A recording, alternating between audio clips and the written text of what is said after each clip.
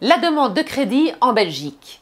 Abonnez-vous, cliquez sur la cloche pour recevoir les dernières nouveautés et c'est parti. Alors ici, un client devait faire une demande de crédit et je me mets en contact avec son banquier afin de l'aider et de concrétiser la banque et je reçois un mail du banquier avec tous les documents dont il a besoin. Bon, jusque-là, il y a beaucoup, je vous le dis tout de suite, mais c'est quelque chose d'assez habituel si ce n'est que je vois en dernier point le poids et la taille du client. J'ai trouvé ça assez amusant, mais pour vous dire jusqu'où on peut aller, jusqu'où vont les banques pour vous octroyer un crédit.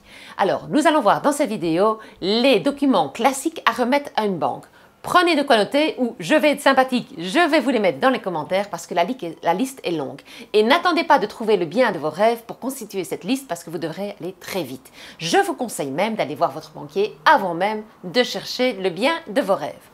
Première chose, c'est tout ce qui concerne votre identité. Faites la copie recto verso de votre carte d'identité.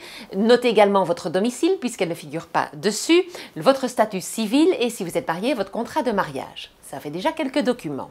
Deuxième chose, puisque le banquier va vous le demander, mettez directement votre poids, votre taille et si vous êtes fumeur. Voilà, les choses désagréables sont finies. Troisième point, tout ce qui concerne vos revenus. Vous devez lui donner l'avertissement extrait drôle de vos revenus, mais sur les 3 dernières années, ainsi que les fiches de paye des 3 ou 4 derniers mois. Souvent, c'est les 3 derniers mois.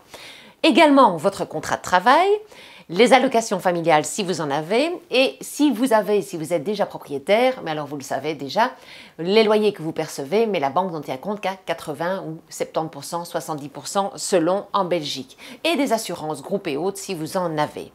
Mais donc, attention, les fiches de paye et les contrats de travail pour chaque conjoint. La liste s'allonge. Quatrième chose, ce sont les fonds propres. Vous avez certainement des fonds propres puisqu'aujourd'hui les banques ne prêtent plus à 125% dans la plupart des cas. Donc la banque va vous demander la preuve de vos fonds propres. Donc photocopiez déjà, scannez votre extrait de banque avec le montant de vos fonds propres.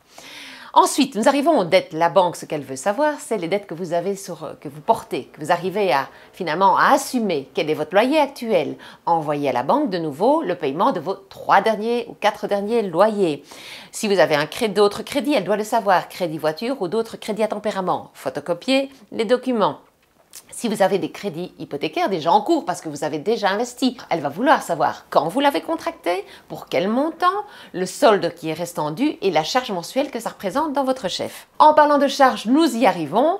Combien d'enfants avez-vous? Combien d'animaux? Et oui, ça ne s'invente pas. La banque voudra savoir si vous avez des animaux domestiques car tout le monde le sait. J'ai moi-même d'ailleurs un chien qui s'appelle Boule. Un chien, ça coûte. Enfin, la banque vous demandera le document justificatif comme quoi vous voulez faire une acquisition. Souvent, ça va être l'offre contresignée par le vendeur, une promesse d'acquisition, voire encore mieux, un compromis. Mais comme ces démarches prennent du temps et sont à faire bien avant, vous pouvez déjà constituer ce dossier. J'espère avoir été claire. Si j'ai été rapide, hop, dans les commentaires, un petit coup d'œil et à bientôt.